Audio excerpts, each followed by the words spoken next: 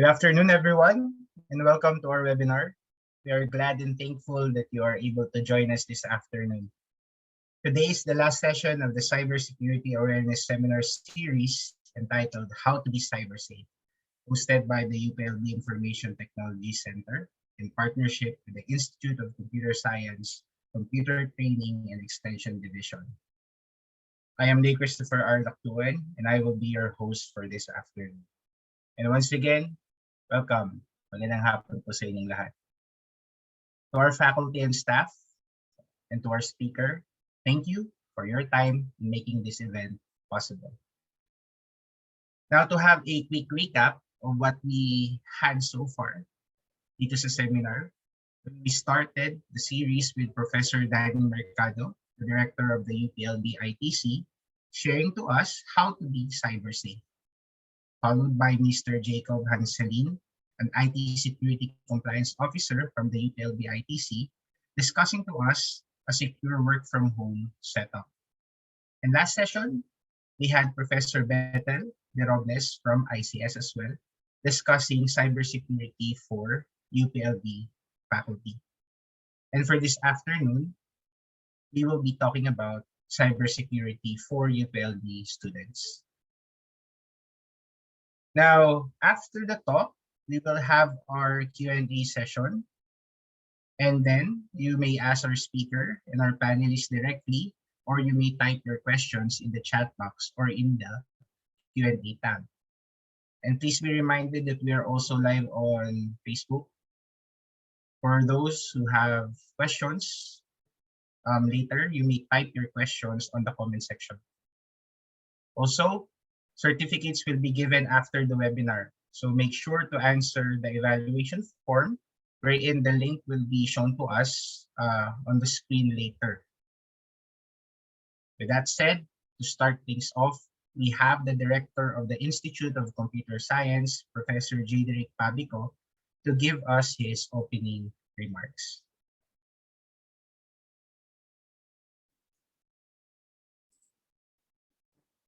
Hi.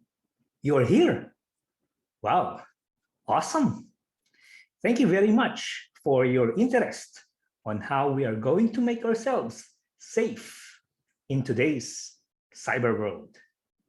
This webinar series is aimed to provide us with very practical insights on how do we future-proof ourselves in the cyberspace.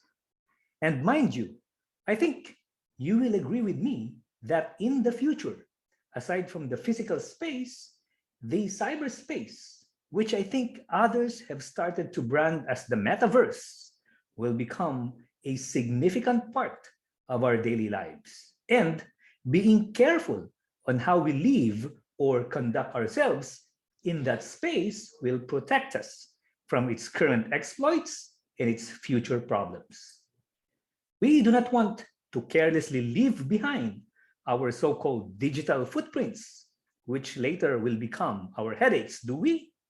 And so, in the following webinars, in this series, we will learn how to avoid these headaches.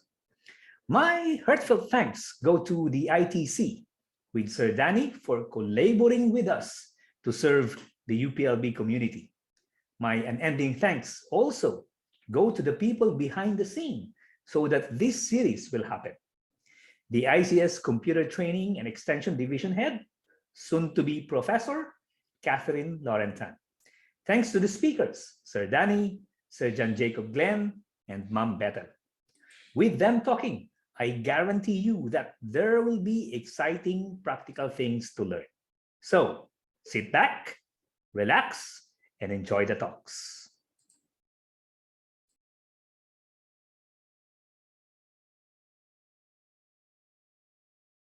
Thank you, Sir Jade, for your opening remarks. Now let me introduce our speaker for this afternoon. She is an assistant professor in the Institute of Computer Science, currently teaching computer and network security, data communications and networking, and file processing and database systems. She is also advising SPA students with research topics related to cybersecurity. Our speaker is also a project development associate of the UPLB ITC, If the introduction seemed familiar, that is because our speaker today was our speaker last session. Let us welcome once again Assistant Professor Manide Calderobles.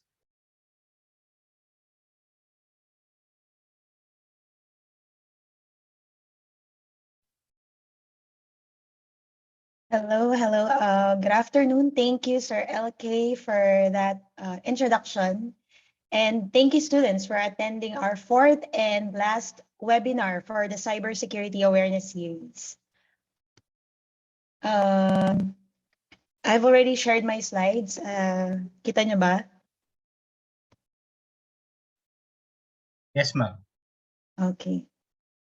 And so for this afternoon, we will discuss, we will first talk about why cybersecurity awareness is important.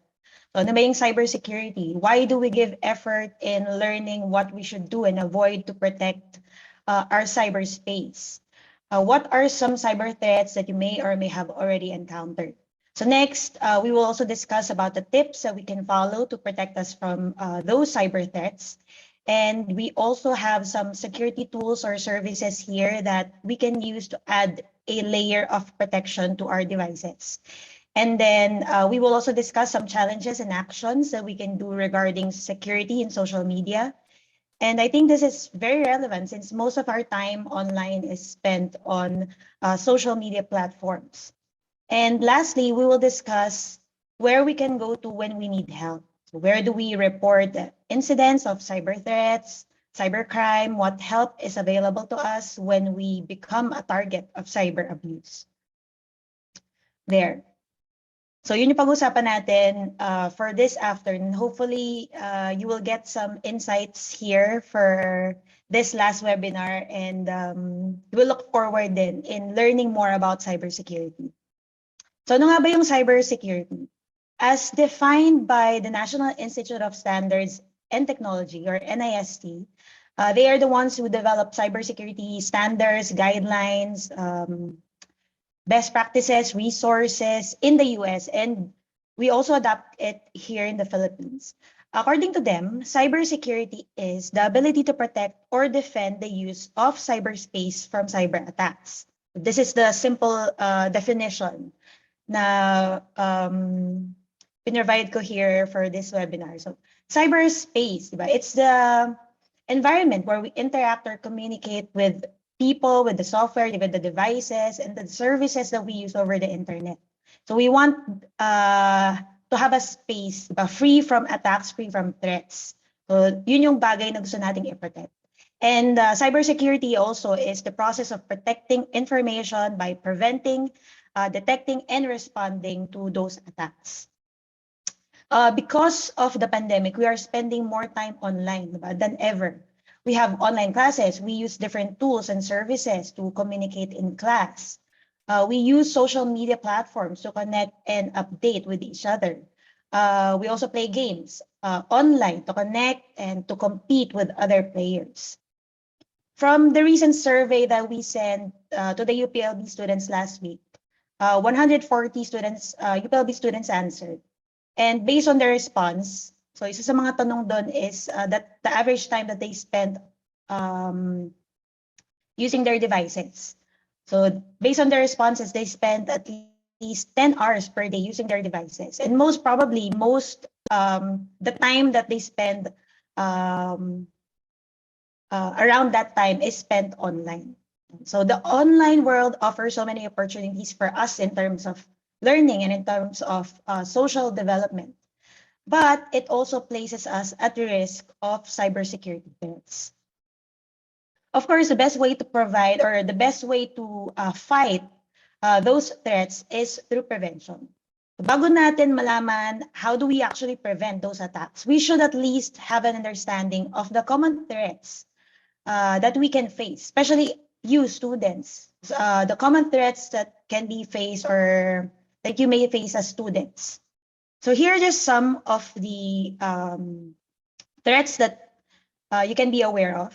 First is data theft. It's where our personal and financial information is shared online. So if we share our personal or sensitive and financial information online, so it can be used to impersonate us online, or for example, yung enough na information na na-collect sa inyo, let's say in social media.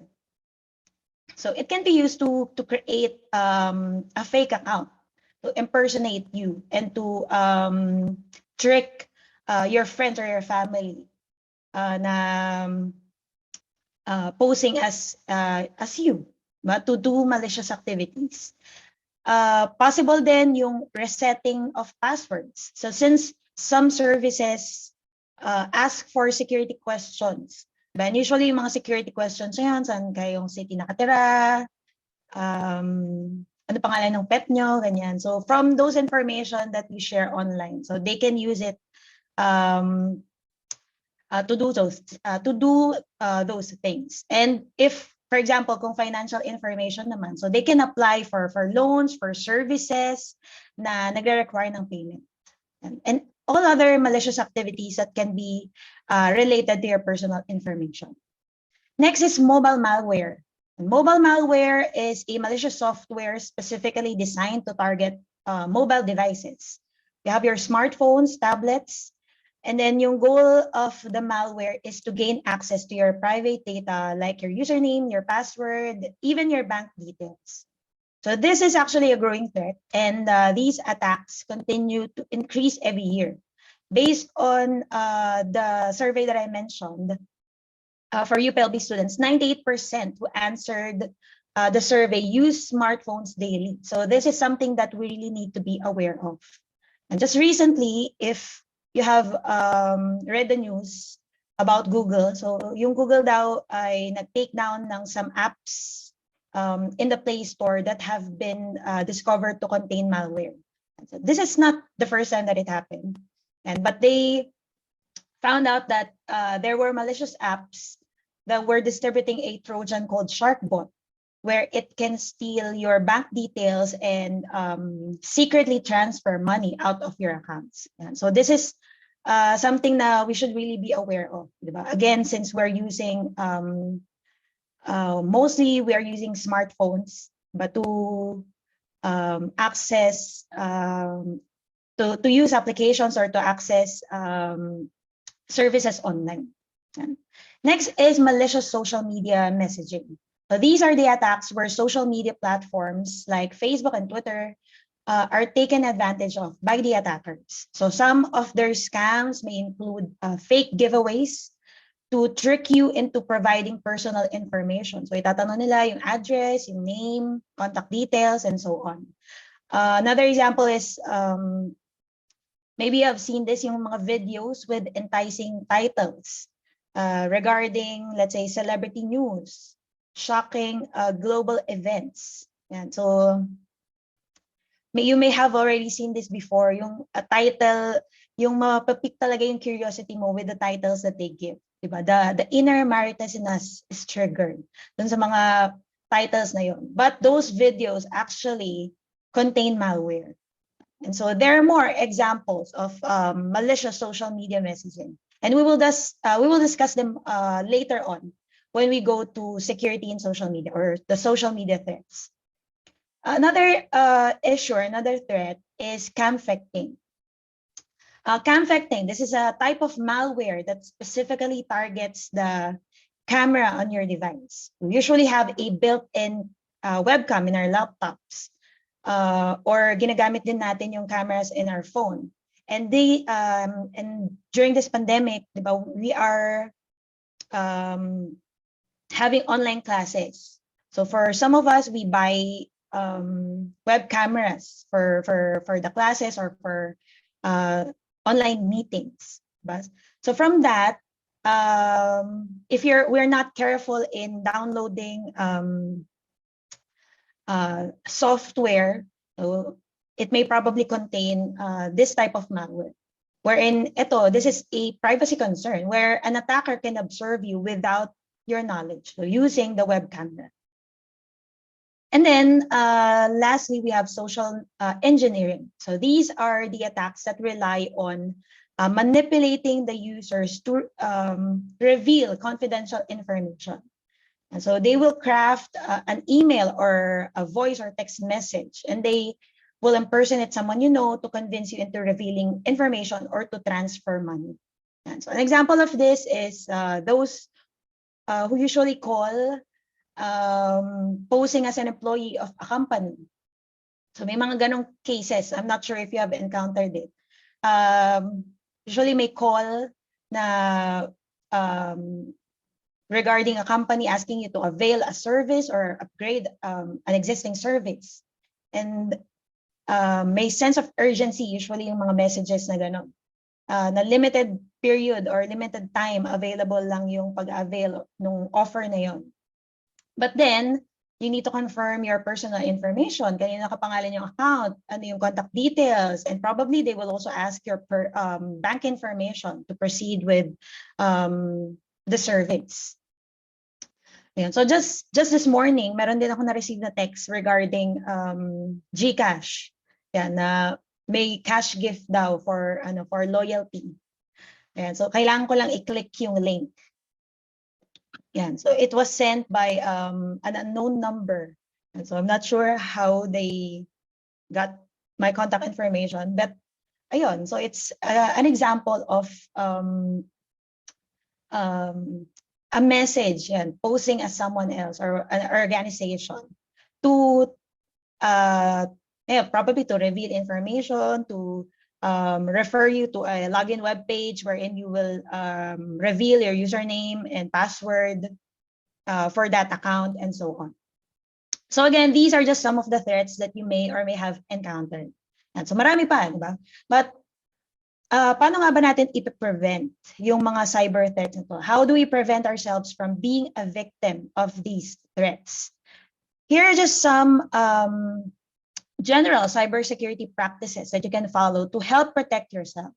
So some of these were already discussed in the previous cybersecurity webinars, but I just want to reiterate them for this afternoon.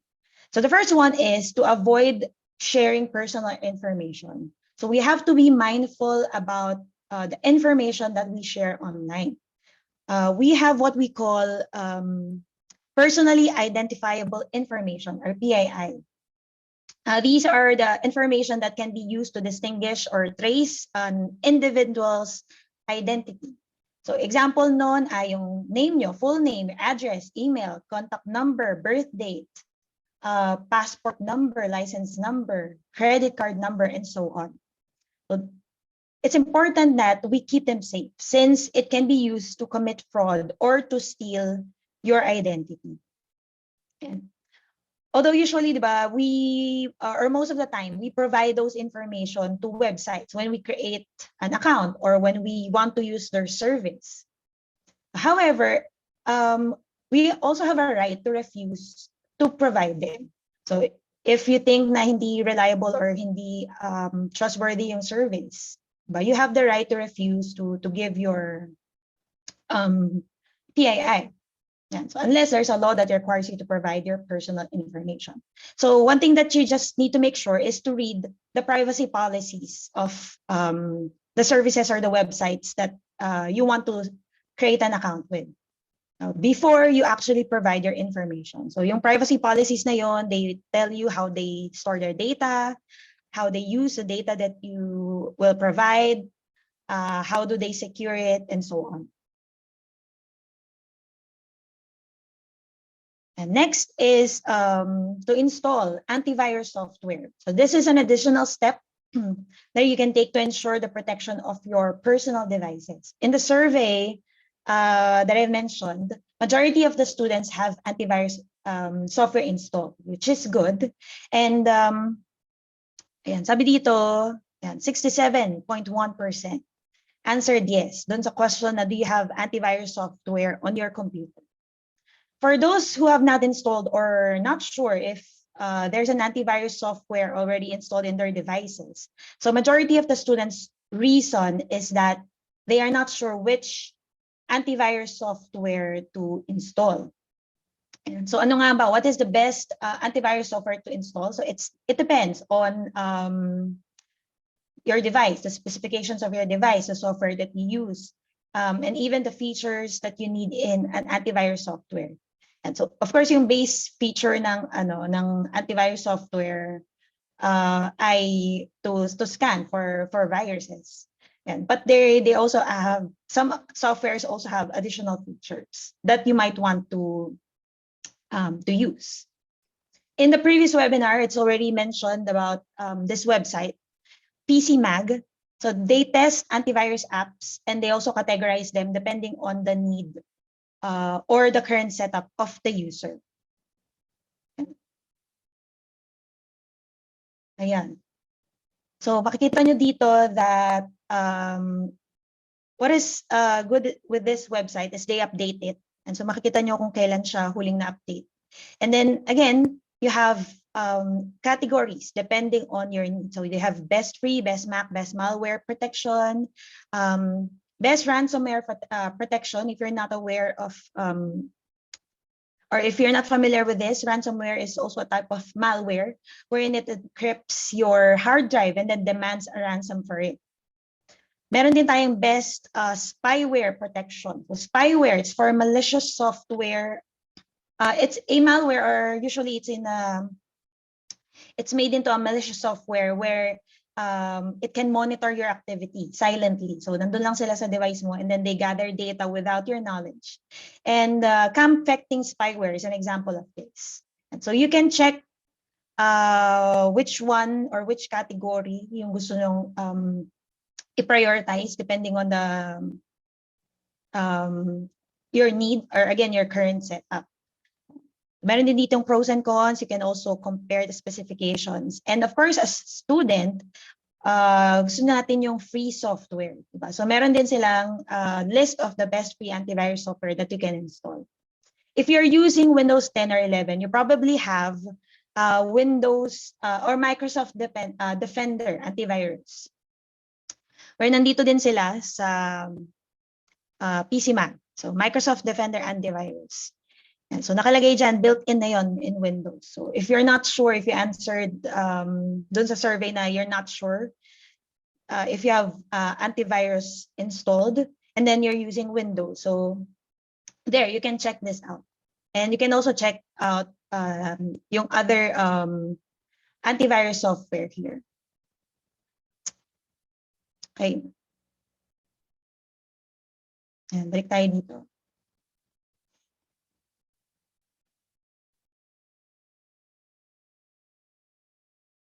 Okay, next, I keep your software up to date. Be sure to keep your operating system, your browser, other softwares, and even your applications fully updated with patches. Kasi even if you're using, let's say, a newly manufactured device, they will still put you at risk if you have out-of-date software. So recently, may news ulit about Google. And Google ulit, they issued an urgent Chrome update patch. Kasi meron silang, mayroong vulnerability that was just discovered. Actually, 2 times that they have issued an urgent Chrome patch where they discovered, or where someone discovered a vulnerability and another is a possible exploit na pwedeng gamitin for the ng attackers. Ayan. So it's important that we update our software regularly. So not just the browser, but in all softwares that we use, it is important that may regular update tayo. In the survey, I think majority of the students update their devices regularly. So either automatic or manual yung update nila. So that is good. But to prevent our devices, the services that we use against attacks.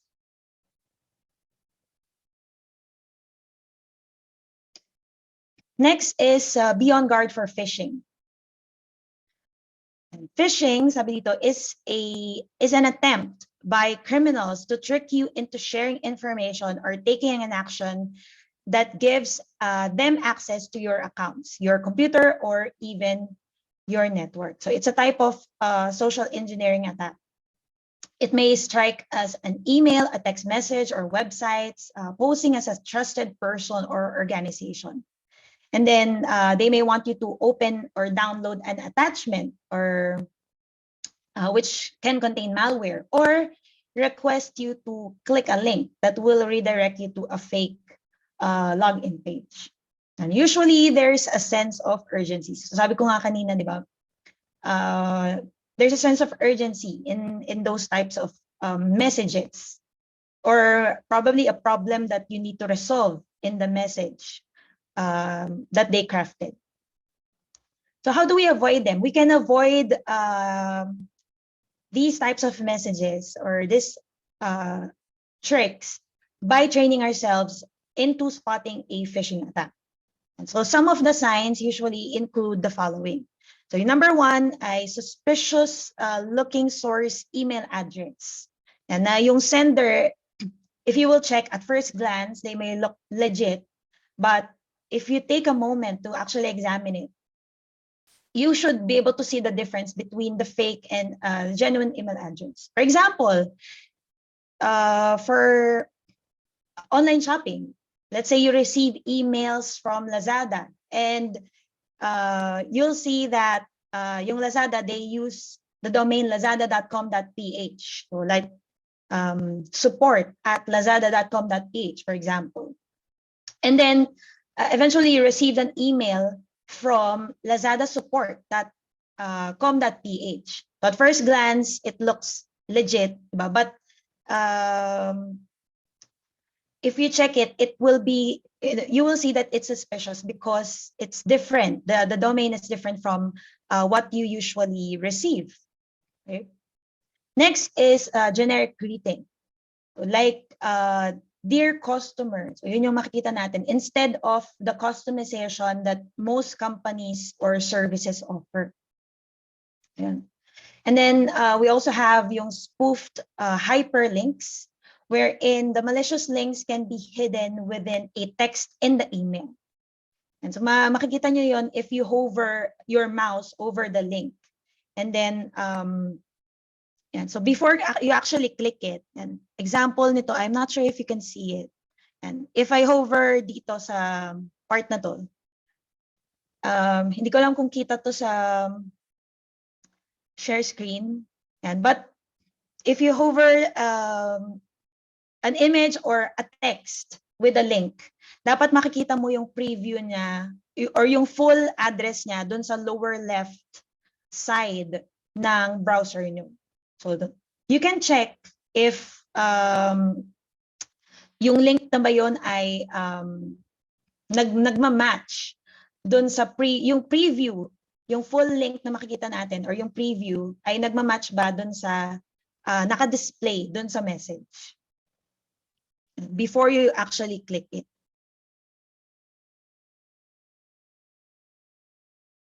Ay, nasa na tayo? Yeah. Next, poor spelling or sloppy layout. This is a strong indicator of phishing. So hindi naman tayo nag-judge ng grammar, but because emails from legitimate companies are usually constructed by professional writers, and they exhaustively check for the spelling, for grammar, and any legality errors.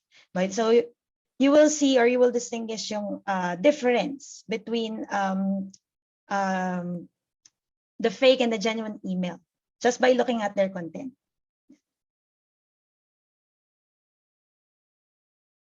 And then lastly, suspicious or unusual attachments. So if you receive an email from a company out of the blue na nagko-contain ng attachment, especially if it's related to something unexpected, so then you should be alarmed. So always make sure to always treat all attachments and links with caution. Yeah. If you're not sure whether legit ba yun or hindi, so you can contact the person or the organization who allegedly sent the email via a different email. So hindi yung hindi reply dun sa initial email, but a verified one. So something that you can actually see online dun sa mga websites nila. So just to check, just to verify before actually opening the file. Again, always be cautious with emails or any messages, and make sure to check yung signs that we discussed here. And then lastly, never submit sensitive information like usernames, passwords, or credit card numbers in response to a message. Kahit na legit pa yun. Although, usually naman, yung mga legitimate emails, they do not ask for that. But always, just never share it in your emails, or never send those information via email or via any message. Next is be careful on what you click. Avoid visiting any unknown websites or downloading software from untrusted sources, since those can host malware that will compromise your computer. Kung sa Play Store, di ba, may mga nakakalusot na malicious apps. So what more dun sa mga unknown and untrusted websites wherein you download apps. So walang nagme-maintain, walang nag-check nung security or yung nagve-verify ng mga applications or nung websites, untrusted websites. Always visit websites via HTTPS for secure browsing. And major browsers naman nowadays support HTTPS mode. So you can just check it sa settings ng browser nyo. So when you go to the settings of your browser, usually may search bar naman yan, and then you just search for HTTPS, wherein pwedeng ma-redirect na kayo dun sa settings on enabling HTTPS in your browsers.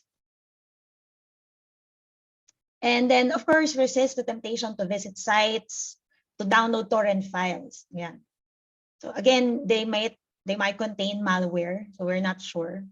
And although we want to download books or movies that we want, and it's not worth it.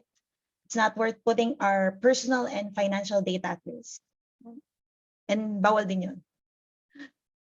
And then next, we also have make big backup copies of your data.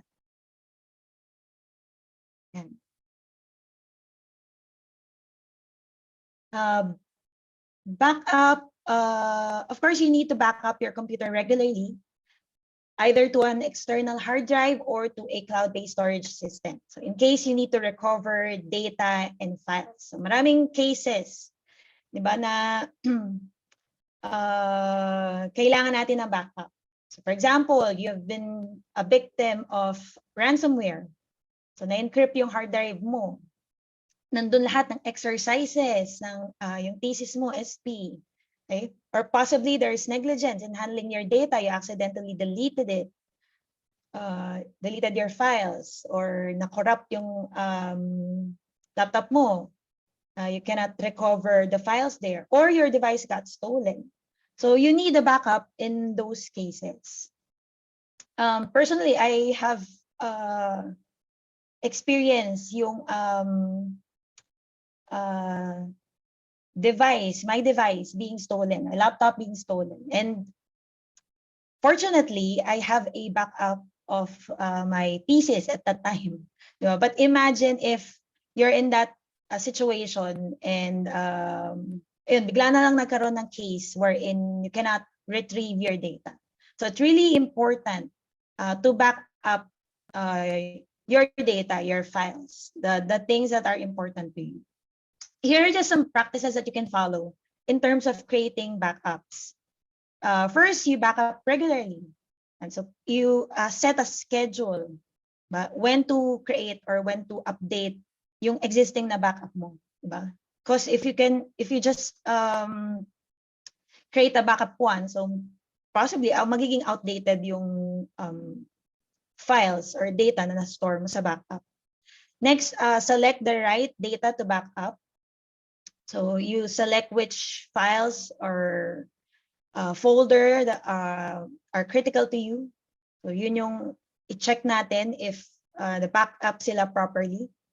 And then automate backups. So para lang ma-ensure that hindi out of date yung files that the files that you have in your backup. Also, you need to test your backup copies.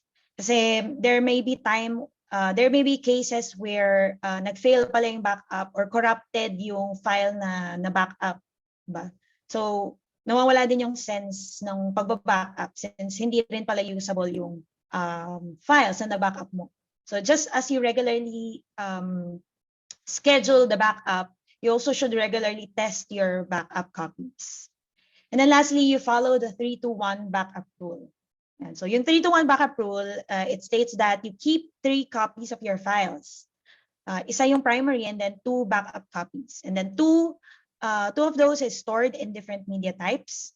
And then the one of them is stored off-site or usually on the cloud. Para in cases, usually ito'y para dun sa mga iba't ibang cases. Let's say, for example, you have your files in your laptop.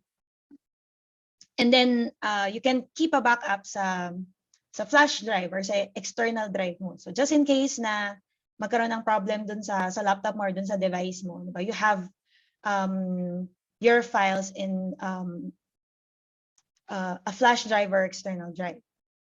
And then, yung worst case naman, kung kunyari magkaroon ng natural disaster or any event na masira yung device mo and then yung external drive mo or yung flash drive mo mawala. Then you have one stored offsite, usually on the cloud. So in our case, possibly sa drive, sa Google Drive natin, Dropbox, and so on. So the point is, the more copies that you have, the less risk of data loss that you face.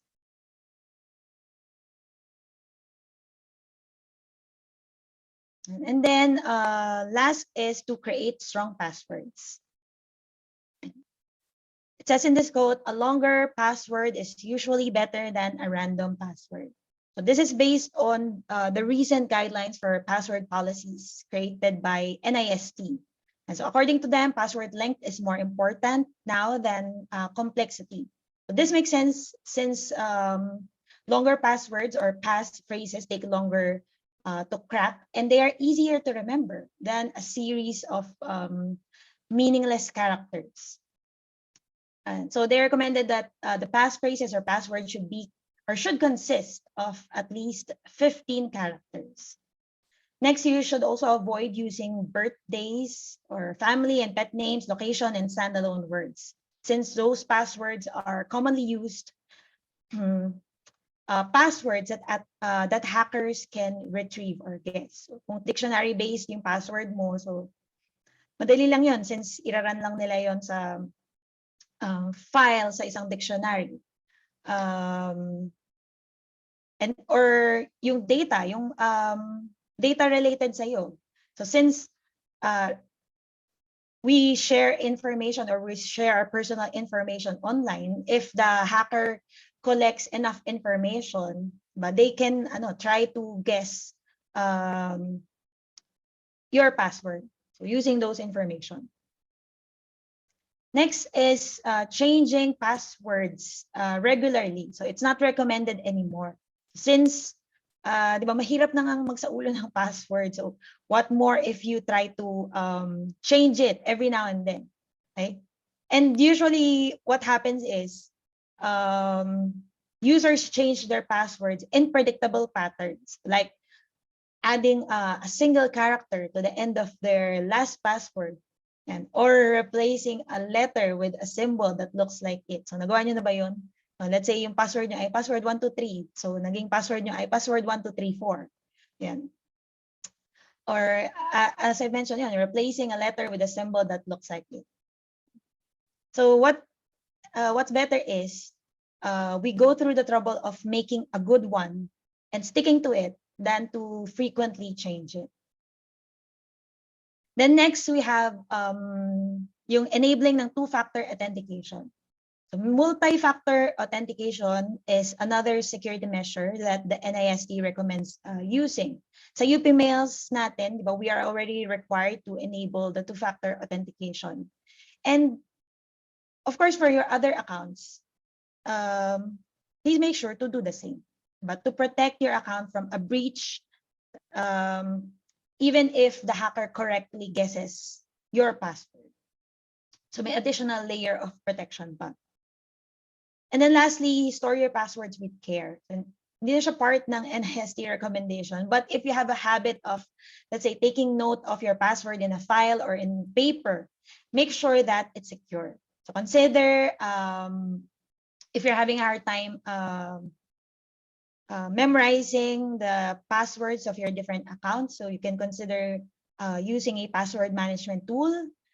You can also create a password protected document to store your passwords, or if it's handwritten. And so sa survey may mga nakalagay doon na some students also write their passwords.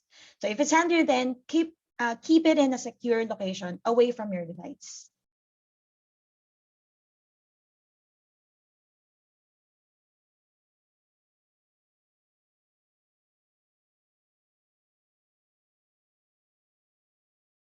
So aside from the safety measures that we can follow, we can also make use of tools to assist us in avoiding cyber threats. As I've mentioned dun sa password management, if you're having a hard time memorizing the passwords of your different accounts, so you may want to consider using a password manager. And you can check out KeePass or LastPass, wherein they store your passwords in one database. So, gumagamit sila ng encryption technique. So para hindi ma-access easily yung passwords nyo, even though it's stored in one database. And then you can access them just by using one password or a master key na tinatawag. And so KeePass is an open source software, so it's free to download. And then yung LastPass naman can also be downloaded for free, but you need to pay for additional features. Although the basic, yung free nila is already good. And so yung mga security tools or services pala na as much as possible na nilagay ko dito ay free. So para as for you students, you can easily install and you can easily acquire these tools or services. So aside from password management tools, meron din tayong VirusTotal. VirusTotal, it's a free service that analyzes files and URLs for viruses, for worms, for any malicious content. So they use around 70 antivirus scanners, and then meron din silang ginagamit na URL or domain blacklisting services. They also provide detailed results of let's say for example nag-upload kayo ng file. So they will provide, so you can choose a file, you can submit it. Later on, magagamit, of course, you need to read yung privacy policies din nila.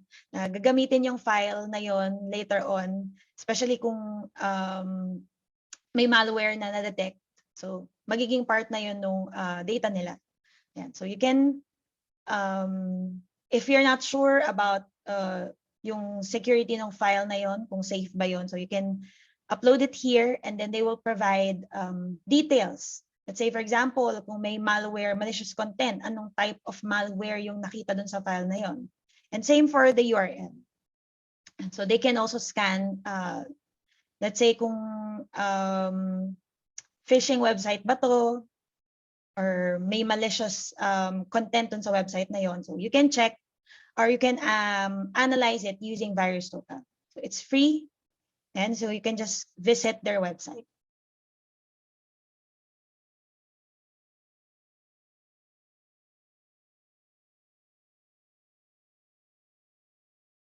Next ay Siphon.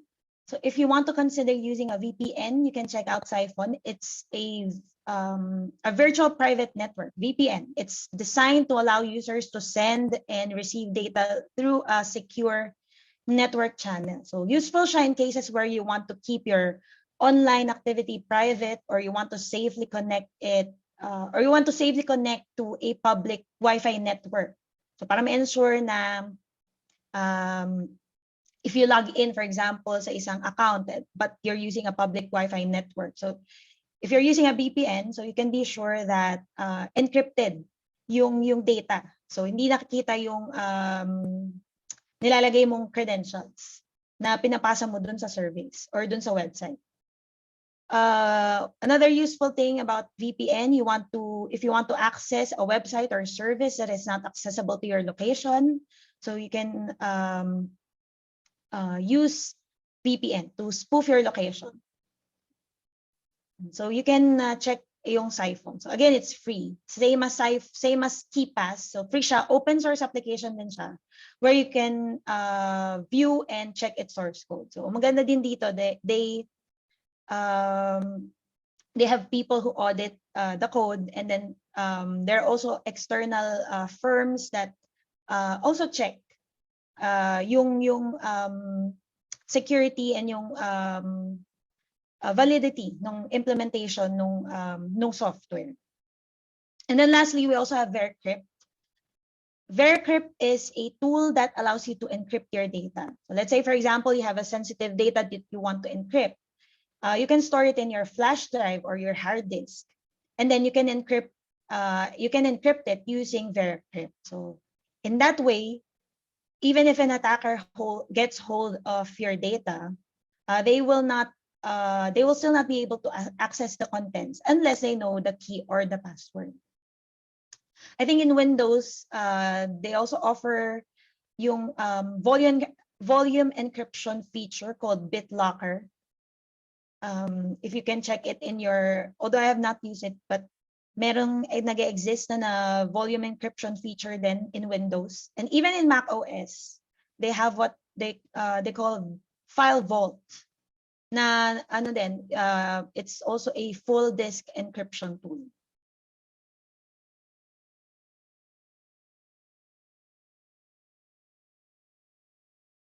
Okay, now let's proceed to the social media threats. And so social media offers a way for people to connect, to share activities, life experiences, pictures, videos, and so on. It has brought us so many benefits, and although at the same time it attracts attackers who wants to steal and gain users' personal information. Based on the survey for UPLB students, the top social media platforms that they use are Facebook, YouTube, Twitter, and Instagram. So as we continuously use these applications, it is important that we understand the challenges or threats that we may encounter. So ito yung mga possible na threats that you may encounter through social media. First is identity theft. Related to data theft, when we share our personal information in one or more social media platforms, our data becomes vulnerable to scammers. Pwedeng gamitin yon to, again, create a fake social media account, and then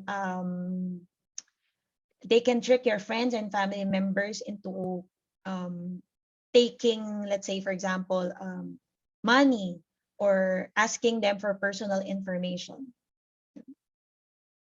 Meron din tayong romance scams. It's a fraudulent scheme in which a swindler pretends to have a romantic interest in a target. They establish a relationship and then attempts to get money or sensitive information from the target. Next, whistleblower. Whistleblower, these are the people who impulsively post rants about someone. And then from that, they may deliberately reveal sensitive data or which can cause significant damage to the reputation of a person or an organization. Meron din tayong cyber abuse, diba? We have cyber stalking, cyber bullying. Cyber stalking refers to the harassment over the internet. It's a type of cyber abuse where the cyber stalkers harass the victims on social media by sending unpleasant and lewd messages, which makes the victim's life unbearable. So, nandun yung false accusation, abusive comments, threats of physical or sexual violence, or repeated unwanted sexual requests. This may also include monitoring and gathering information about you that may be used to threaten or harass you. Next is cyberbullying. So it's another type of cyber abuse. It's aimed at ridiculing you, insulting, damaging, shaming a person, annoying a victim. This might target someone's physical appearance, religion, gender, race, disability, sexual orientation, and or political beliefs. And so marami pang types actually of cyber abuse. So these are just some of the common ones. But how do we prevent, or what are the appropriate measures that we can follow to avoid these social media threats? So we need to be skeptical, be selective, and be smart in the things that we do online, especially on social media platforms. So the first one is to refrain from posting personal information. So we need to be sensitive in what we upload or share in our social networking accounts, and avoid sharing our personally identifiable information. And always think before you post, because even if, let's say you post or upload a picture only for a short time, you delete it after, chances are someone already saw it, or probably someone already took a screenshot or saved it somewhere kung sinstalk kayo nung cyberstalk kayo ng person. Next is to not broadcast your location. And be cautious about posting photos that could allow the strangers to identify your current location. In social media platforms, you can disable yung geotagging, wherein publicly nakikita yung location niya every time you tweet, every time you post pictures, and so on. You could, because in these cases, you could be telling a stalker exactly where to find you, or telling a thief that you're not at home. So, kung sa family nyo, you went to a vacation, and so walang tao sa bahay, and then you post pictures that you're not there. So if someone is stalking you and someone has malicious plans, and so physical security naman yung mako-compromise because of that. And then next, connect only with the people you trust. So avoid accepting friend requests from individuals that you don't know, since they might just be collecting personal information, which can be used for malicious purposes. So as I've mentioned, yung security question, so pwede na lang makuha yon. If they have collected enough information, pwede na lang masagot yun. Or to steal your identity, if they have collected enough pictures, enough information about you, so they can just create a legitimately looking account. Or pwede rin na they are collecting information to target you for cyber abuse. And so may mga schemes na ganon. Na usually, diba, we don't add friends na wala tayong mutual friends. So some of them, or some of the possible cases would be to check your friends and add them first, and then if there's enough mutual friends, you would be enticed to accept that person as a friend, even if you don't know that person. So you should also be aware or vigilant with those schemes. Next is to avoid social media quiz or polls that requires access to your account information. And so social media quizzes appear to be amusing and harmless. Diba? Well, that's how they are designed to be viewed. Diba? To be fun. Masaya man na malaman kung anong halaman tayo or sinong kamukha nating artista. But these serve as opportunities for hackers to have an access to your account. So may mga permissions yan na you will accept, and they will have access to your data. Or some quizzes, they also act as a way to fish for users' information. So they would ask simple questions na that might look harmless, but they're actually collecting your information. And then lastly, regularly check the security settings of your social media accounts. Monitor if there's an unusual activity in your account. So lahat yan makikita nyo sa settings ng mga social media accounts that you have. You can enable two-factor authentication in major social media platforms. You can also check sino ba yung nakakita ng post nyo, ng pictures. Is your location viewable by others? And then you can also check the apps or services that's connected to your account. So makikita nyo rin yun sa settings. One good thing in Facebook is that they have, if you check dun sa upper right, dun sa gear option nila, makikita nyo yung may privacy checkup na option where they provide guidelines on how you can protect your Facebook account. I'm not sure with other social media platforms, but usually they have security settings, yung mga social media platforms na yan. So you can again enable two-factor authentication, you can check and monitor your activity. So kung meron bang malicious na logs na nare-record dun sa settings ng inyong mga accounts.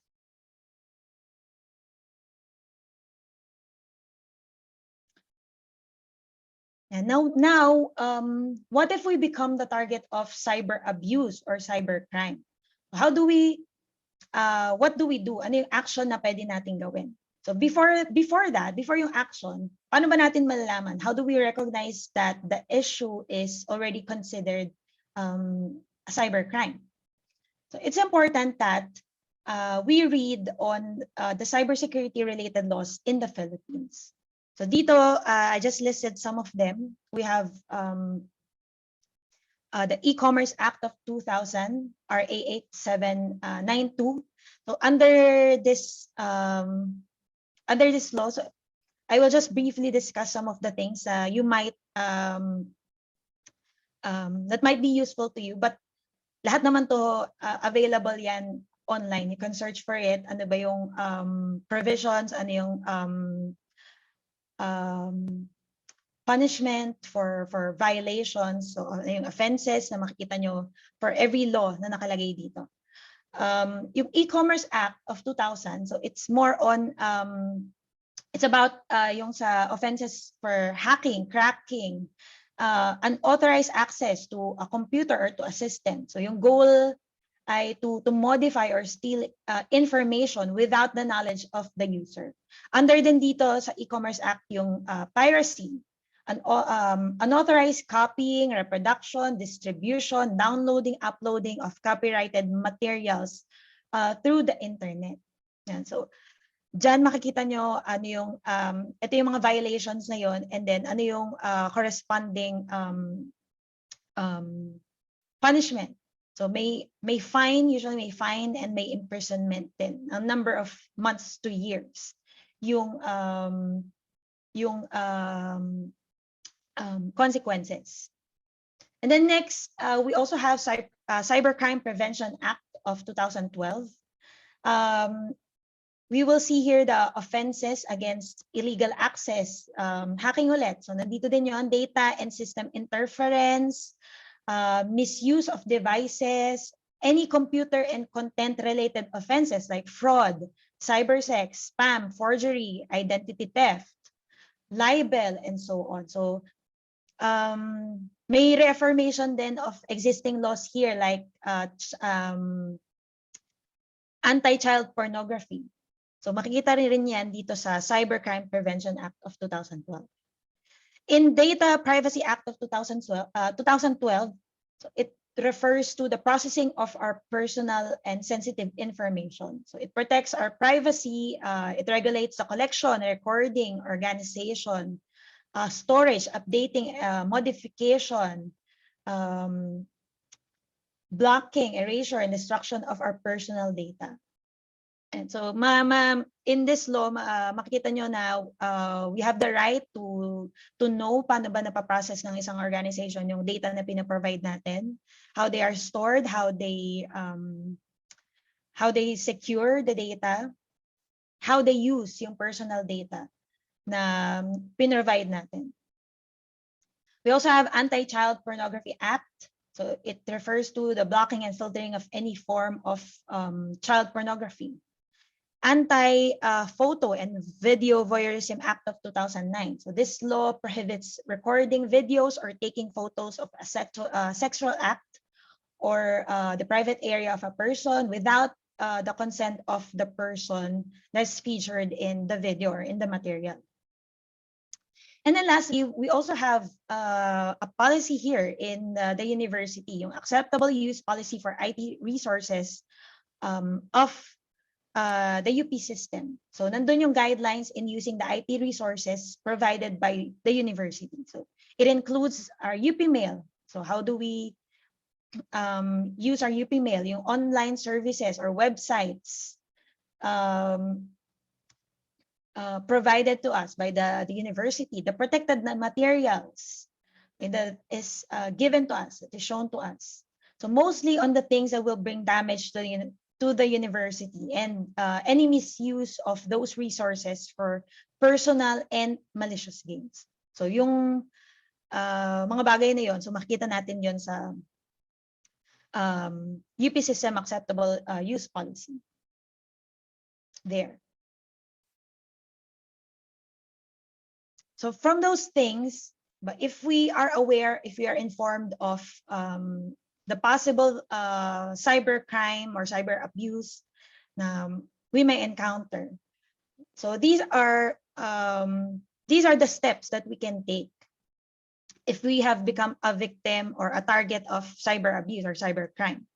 Okay, so pwede tayong mag-collect, although yung of course, the immediate reaction might be to make the abusive content disappear, but since it's difficult when you're faced with cyber abuse or cyber crime. But it's important that we document the issue. So we collect evidence that documents what is happening. We take screenshots, we save the emails, text, voice messages, and then we report the abuse to the social media provider if it happens dun sa social media platforms na ginagamit natin, and or the authorities. So for Facebook, Instagram, Twitter, Snapchat, YouTube, they offer their own resources and tools for hacked accounts. And they also have their guidelines against violations like abusive behavior, may pinapakita ba na inappropriate content, account impersonation, spam, etc. using their services. And so you can report it to them. And of course, also to the authorities. And then after that, you can make use of social media features to cut off the perpetrator. So you may block that person, that user. You can set the limit of who can view your post, or you can increase the privacy settings of your accounts. And then lastly, consider reaching out to the university's counseling center or a crisis helpline. Being a victim of cybercrime or cyber abuse, it poses a real danger to the victim's mental and emotional health. So affected din yung well-being ng victim. And in extreme cases, it can even bleed into real life, where the victim's physical safety can also be threatened. So in cases of cybercrime, cyber abuse, always remember that help is available for us. Here are some agencies that and offices where we can report and ask for help. Within the university, so we can contact the Information Technology Center or ITC for any IT-related concerns. You can also report, for example, if you're receiving phishing email in your UP mail, so you can also report it to them. If you have experienced cyber abuse, so again, it's important to reach out for emotional support. Student counseling services is available within the university through the Office of Counseling and Guidance, or OCG. So that they are always ready to help and ready to answer yung inquiries nyo, yung concerns nyo.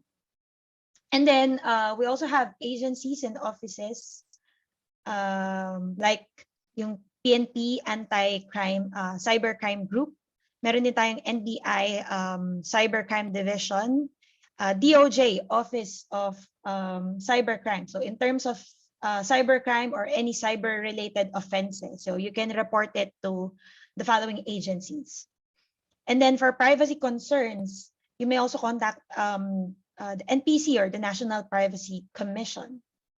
And then for cybersecurity related concerns or any incidents as well, you may contact the DICT.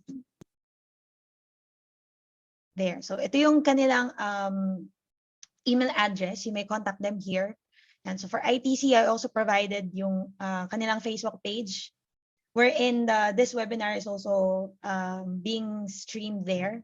And then OCG, Counseling and Guidance, Office of Counseling and Guidance. So they also have their Facebook account that you can check out. And there, so that's all for my discussion. Hopefully, we will have more opportunities to learn about cybersecurity. So una pa lang to, in our efforts in letting you be aware of the cyber threats that is happening, and of course the things that we can do to avoid them.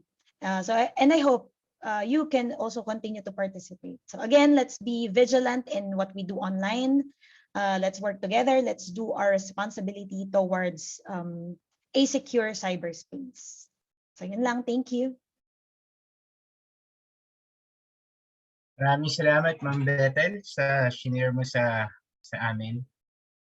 Now, we shall proceed with our Q&A. But first, let me introduce yung panel natin. For our panel, we have obviously yung ating speaker, si Professor Bethel de Robles. Next, we have from the Institute of Computer Science, Professor Joseph Hermosilla. Next, we have from the Institute of Computer Science as well, and the Director of UPLB ITC, Prof. Dami Mercado. And then we have from the UPLB ITC, Mr. Jacob Hanselin.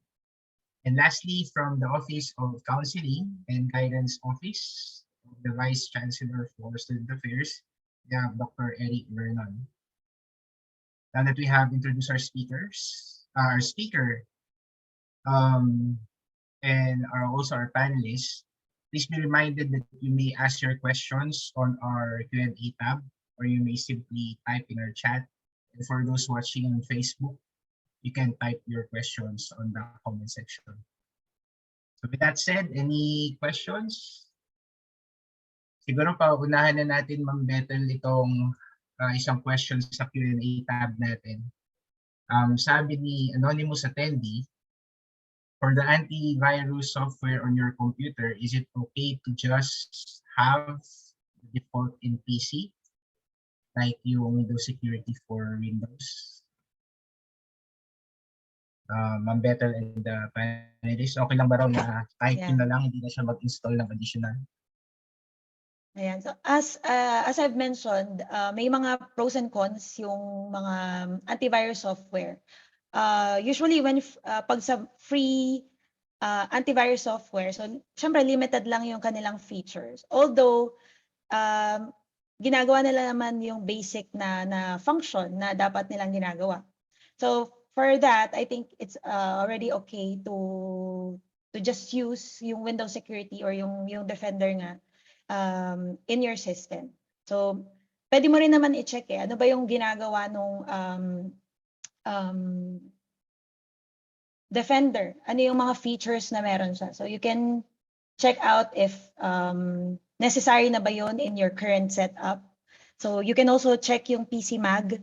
Nandun din yung Defender, yung Windows security, yung Defender sa website nila. So, makikita mo doon ano ba yung features na in-offer niya, ano lang yung limitations. So, if it's not enough for you, then you can try other free antivirus software if yung concern din natin is yung may bayad or wala. Okay, thank you po, ma'am. How about the other panelists po? Meron po ba kayo may daragdag?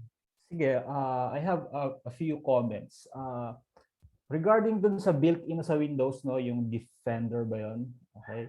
So, ang kagandahan niya is that since Microsoft yung nag-develop sa kanya, ibig sabihin, yung mga developers ng product na yun ay somehow knows the ins and outs of the operating system itself. So, kumbaga, mas madali nilang ma-address immediately nilang ma-address kung ano man yung mga issues na magka-come up. So I think, in my opinion, okay na yun na Defender yung gamitin nyo. Basta, ina-update nyo lang siya lagi. Kasi yung ibang mga antivirus products, usually, humihingi pa sila ng license sa Microsoft para magkaroon sila ng access doon sa mga undocumented na features ng Windows, for example, para totally nila ma-capture yung mga, let's say, mga malware or other types of malicious behavior ng software.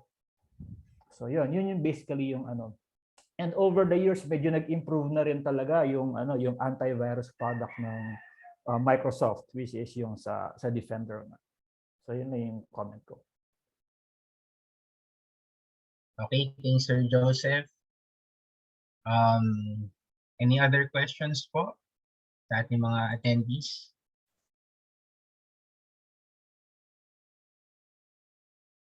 So, ito, Q&A tab. Again, galing kay anonymous attendee. Mukhang lahat naman yata ito anonymous attendee. Ano pa pong magandang place para i-back up mga files bukod pa sa G drive, PC, or hard drive? Salamat po. Meron pa po ba raw kayong may i-recommend na magandang place para ilagay yung mga backup files aside from G drive, PC, or external hard drives?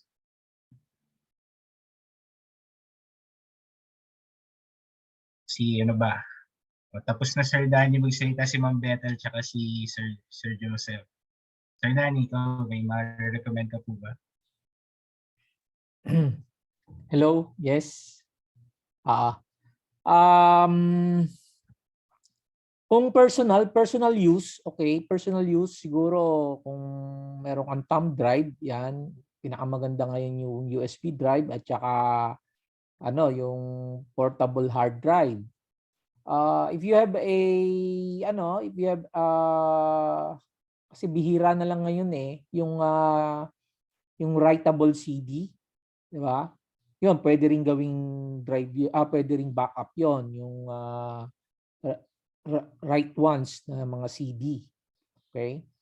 Tapos kami sa servers, iba ang ginagamit namin kasi mas malalaki yung mga files na binabackup namin. Gumagamit kami ng mga magnetic tape drives at saka yung removable hard drives. Pero medyo mahal kasi yun pang commercial use yun. So personally, ako ang ginagamit ko ay thumb drive, no? Yung mga bumibili lang ako ng USB drive na ilang bang meron na ngayon terabyte oo, yung terabyte yun. Pwede na yun, pwede na siguro yun for your home use, no? For your home use. Yung sa Google Drive, medyo maliit yun kasi ang free is only 15. Tapos yung sa UP account natin, although at the moment it's not restricted, but eventually it will be soon. it will be restricted soon, no? So hindi rin maganda mag-backup sa Google Drive because of the limited space. And also it takes up bandwidth, 'di ba? So 'yon, these are some of the options you can use. Okay, sir. Thank you po. How about the rest of our panelists? May marirecommend po kayo. Buhay pa po ba yung Dropbox? Pwede rin ba natin maging option yon? Pwede pa rin yung Dropbox, pero again, limited yan. At kahit yung sa yung Apple, meron din, di ba? Medyo may babayaran ka dyan kasi limited ang space. It's a good use for sharing files, pero not necessarily for backup. Okay, thank you, sir. All right, let's proceed with another question. Do you know any good resources like publications, podcasts, etc. for learning about security or itong cybersecurity natin?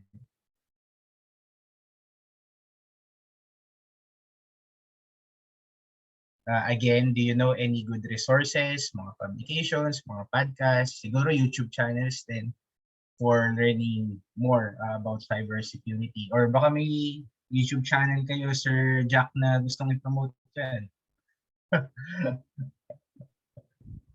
Sige, si Ma'am Bethel muna. Baka may answer si Ma'am Bethel. Yes. Soon, within the university, we will be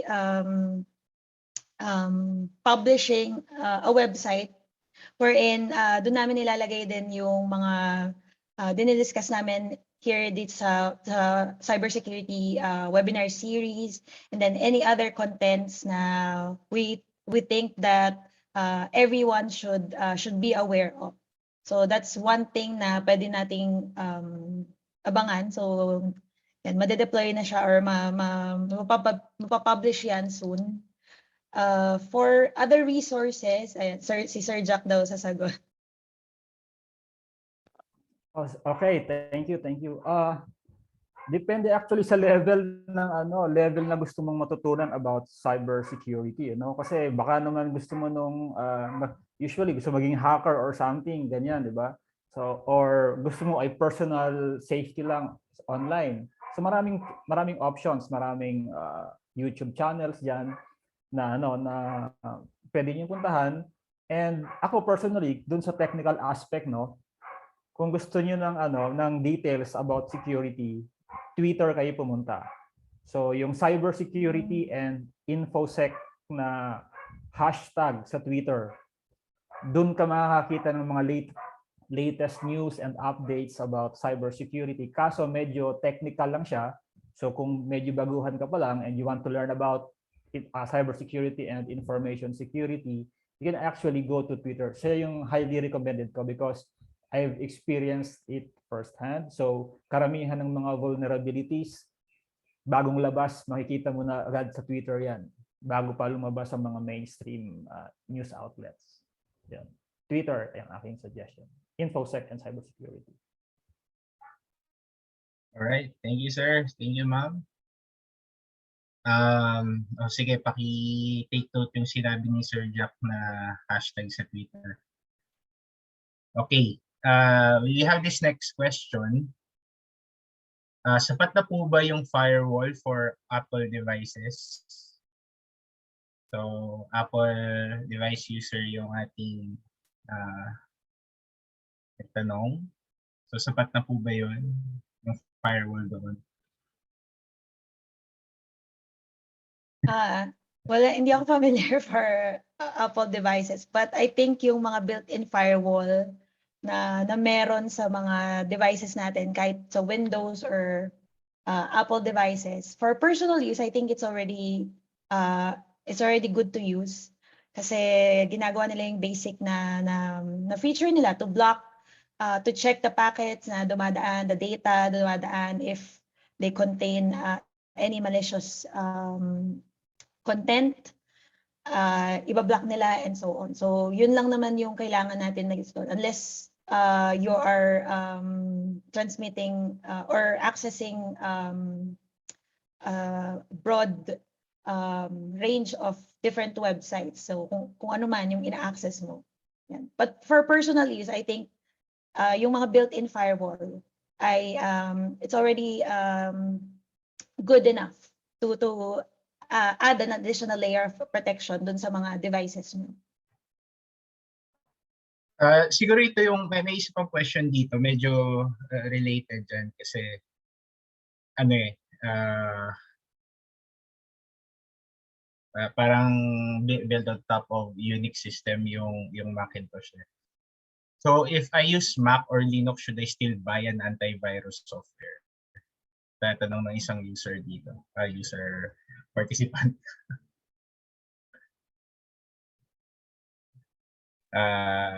Sir Jack, Sir Danny. Sir Danny, ikaw? Gusto mo? Ako, ewan ko tingin ko pwede naman libre. Kung pwede libre, doon ako sa libre. Pero kung gusto mo ng additional features, yun nga, you can buy, no problem. You have the budget.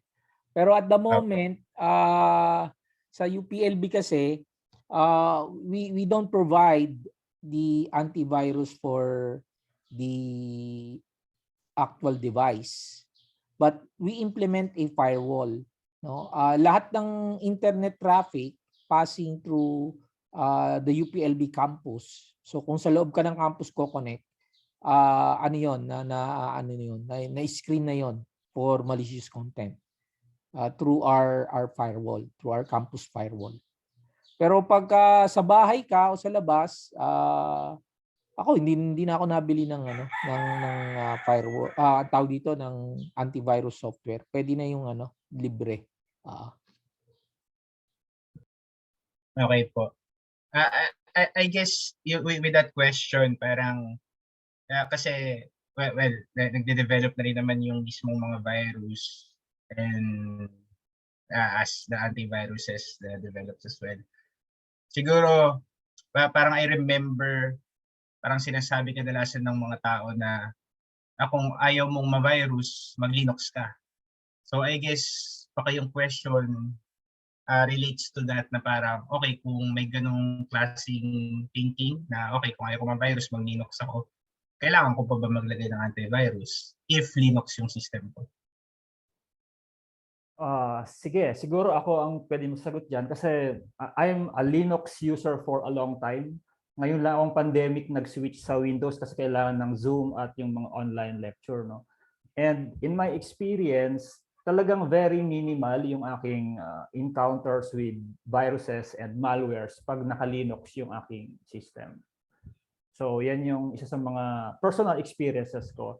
And siguro din sa sa ICS, sa ComSci, no? Dati Windows yung mga computers natin doon sa sa labs, right?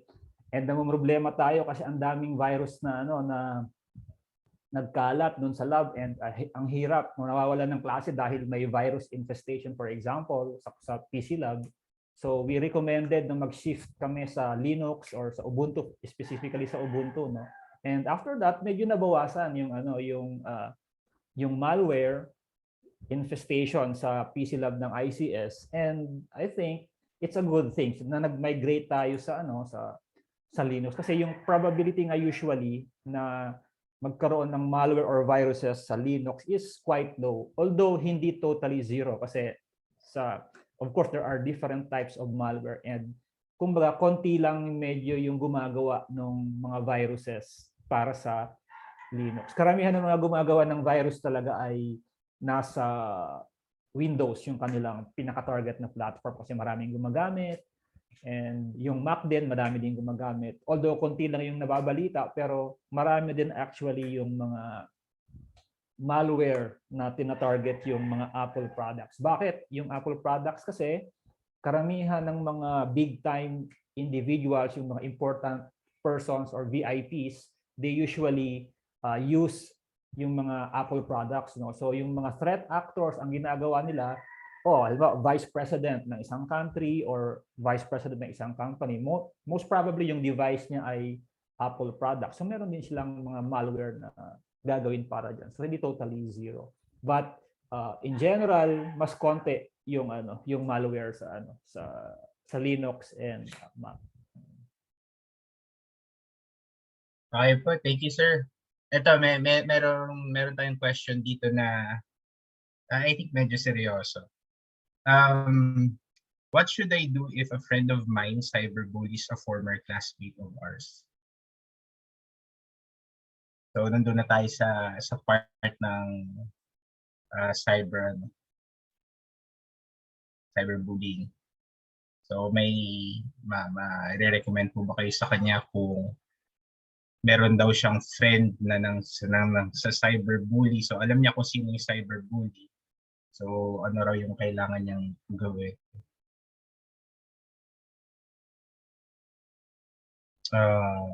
Ma'am Bethel, Sir Jack, Sir Danny?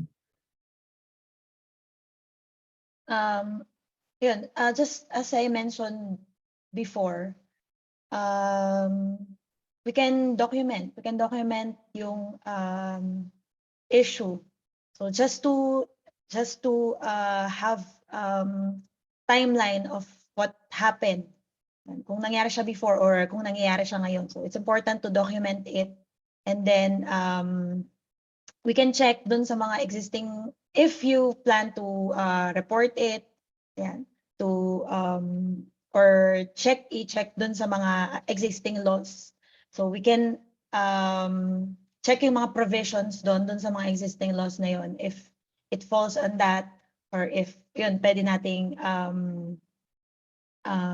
pwede tayong mag ano ng case regarding that. But most importantly, yun, if you're a victim or if your friend is a target of cyber abuse, it's important that you also go to the university's counseling. So if you're a UPLB student, yan, so importante na we should also consult with the OCG. We can also consult sa ITC, yan, kay Sir Danny. Ano ba yung mga possible na steps na pwedeng gawin in these cases. And even yung mga agencies that I've mentioned. And so they will provide some guidelines. Ano ba yung steps na pwedeng gawin given that you have this, you have documented the issue. Ano ba yung pwede nating gawin to prevent this or to stop this, or meron ba tayong pwedeng case na gawin out of this situation? Ayan. Okay, thank you, ma'am. So, please be in contact doon sa mga mention ni Ma'am Bethel kanina. Okay, Sir Danny. Ano pong baka mayroon pa akong pwedeng idagdag doon sa sinagot ni Bethel. Una, syempre, dapat alam natin na hindi tama yung ginagawa ng kaibigan mo, no? Kung kaya mong sabihan, di pagsabihan mo naman. Kung kaya mo pagsabihan. Pero totoo, kung irereklamo kasi niyan sa higher authorities, kailangan natin ng mga proofs, no? Like for example, screenshots or audit trail ng mga messages na talagang hindi maganda yung ginagawa niya. Now, if he's using UPLB account, like for example, ginagamit niya yung kanyang UP mail, we can quickly deactivate access doon, no? Because we have administrative control over such resources. Pero kung halimbawa personal accounts niya, syempre hindi natin magagawa yun. Pero pwede nating i-report din yan sa Facebook. At Facebook can also handle situations like that, no? 'Di ba, yung mga kagaya ng fake news, mga ganyan, pwede nating i-report yan at i-block din ng Facebook. Okay? Thank you, sir. Maraming salamat po, panelists. Unfortunately, to our participants, yun lang po yung time na meron tayo for Q&A this afternoon. I guess noted naman itong mga questions na ito, and perhaps sa future installations or kapag nag-up na yung website na tinutukoy ni Ma'am Bethel kanina, ma-answer din itong mga questions yun na nandito. Okay. So once again, thank you to our panelists. Thank you for enlightening us by answering the questions of our participants. And now, in our program, we will move on to our awarding of certificates.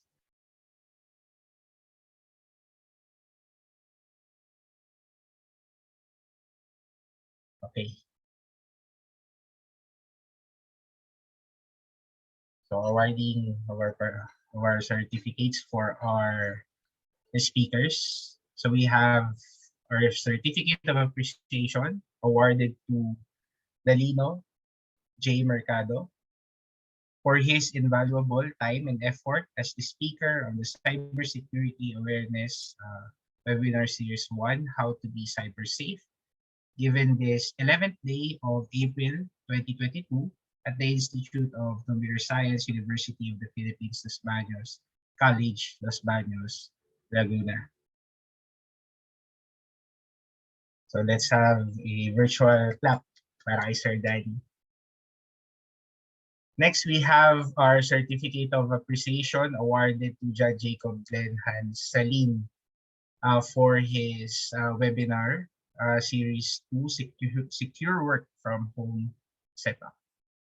Given this 11th day of April 2022 at the Institute of Computer Science, University of the Philippines, Los Baños College, Los Baños, Laguna. Virtual clap for Mr. Hanselin. And then next, our Certificate of Appreciation awarded to Marie Betelvida Robles for her invaluable time and effort as the speaker in the Cybersecurity Awareness Webinar Series 3, Cybersecurity for UPLB faculty. And also for today, for cybersecurity for UPLB students. Given this 11th day of April 2022 at the Institute of Computer Science, University of the Philippines, Los Baños College, Los Baños, Laguna.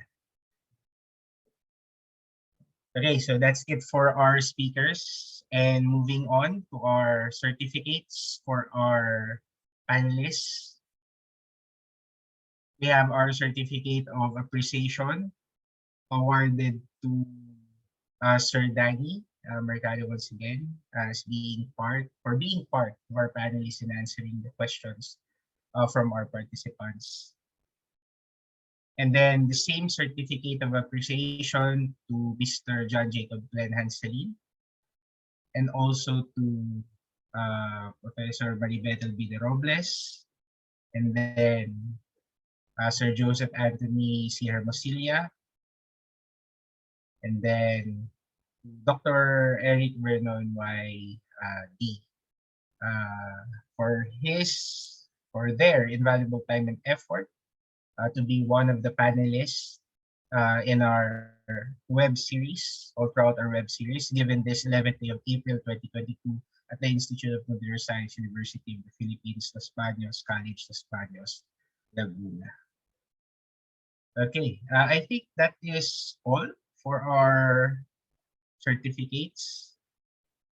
And once again, we really thank you so much sa speakers natin, sa ating mga panelists for sharing yung inyong insights, knowledge, wisdom regarding this topic of cyber security.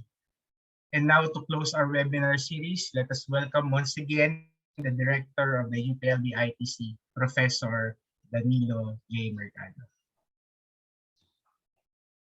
Hello, yes. So again, thank you for attending our webinars. Now, medyo mahaba-haba ito. We had 4 webinars and it took about 3 months. 3 months, January, February, March, April, 4 months before we are able to finish the series. Sana hindi naman ito yung huli. We know that it's a continuous effort itong cybersecurity. So we'll host more events in the future, and also yung sinasabi nga ni Ma'am Bethel na we will set up the resources so you can be guided. No? We will curate the materials so you can be guided in terms of cybersecurity awareness. Thank you to Chancellor Dong Camacho and to Professor Jade Pabico for addressing our webinars. For our speakers, si Sir Jacob. Thank you, Jacob, for sharing your experience and knowledge in the technical aspects of cybersecurity prevention. The same goes to Prof. Bethel De Robles. Thank you, Bethel. Thank you for your for your commitment, no? Matagal ko na po nire-recruit niya si Bethel eh. So thank you, Bethel, for sharing your expertise in this topic.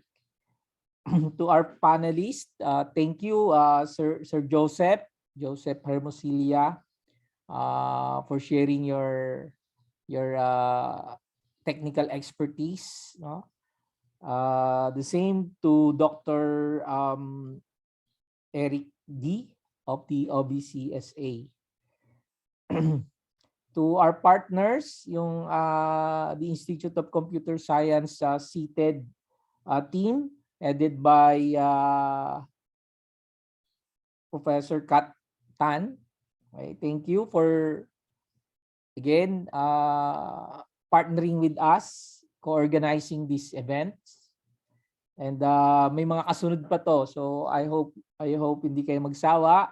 Thank you for the MCs, yung mga ICS professors. Thank you dun sa mga ibang members ng seated team sa backstage. Oo, marami kayong ginagawa dyan, although hindi masyadong visible. Thank you sa ITC Zoom team for organizing this, managing the event. As a takeaway for this webinar series, I have two points. No, first is cybersecurity is everyone's concern. So if you're going to learn something from here, we are all responsible for cybersecurity. No? So we use the internet. We know the advantages of using the internet, but there are risks as well. So let us be good cyber citizens, no? And help maintain or promote a secure cyberspace. And then the next is awareness. Awareness is key. There's going to be some technical solutions, yes, that can help, but these technical solutions are not guarantees. So awareness is very important, no, para sa atin. So it's part of our responsibility to be aware. So if we know something bad is happening, right, we should be able to recognize that, and we should know how to handle it and avoid it, so that yun nga, we don't experience the bad effects, no, of the unsafe effects ng internet. Technology is lang naman yan, neutral ang technology. There's no morality in technology, no? Ang tao yung gumagamit ng technology, yon pwede niyang gamitin sa good, pwede rin niyang gamitin sa bad. So let us be aware. Let us help each other promote a safe cyberspace. So again, thank you for joining us. This is just the start. We'll organize more, and I hope you can join us again and help us promote these seminars. So thank you and have a nice afternoon. Thank you, Sir Danny. Thank you sa panghuling reminders for every one of us for the responsibility that we hold as being part of this community, online community. And thank you for everyone, the speakers, our panelists, UPLB ITC, CITED, ICS, everyone who made this possible. And with this, we close our webinar series. And please don't forget to answer our evaluation form. We have certificates for our webinar series. And if you don't answer the evaluation form, hindi nyo po matatanggap yung certificate niyo. Okay, so nasa screen po. Paki-type na lang and access the form. Kaya maglala, safe po yung link na yan. So this has been a fruitful 4-session webinar. Have a pleasant afternoon, everyone, and be cyber safe. So that's all. Goodbye.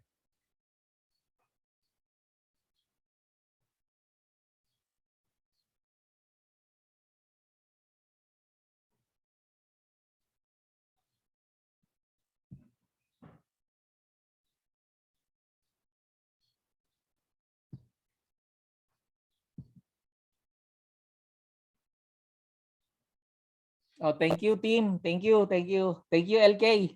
Sige po. Munti ko na masabi kanina, thank you, Sir Jade, for the fresh opening remarks. Bago ba yon yung kay Sir Jade? Video yata, video. Hindi ko Ano, maalala baka eh. tayo yung nakaano pa. Naka-stream pa Ay, ba hindi tayo? na. Recording po tayo. Okay, bye Sige po. everyone. Salamat. Bye. Salamat, Sir Jack. Perico. Thank you, Berna, Bethel. ITC Bethel.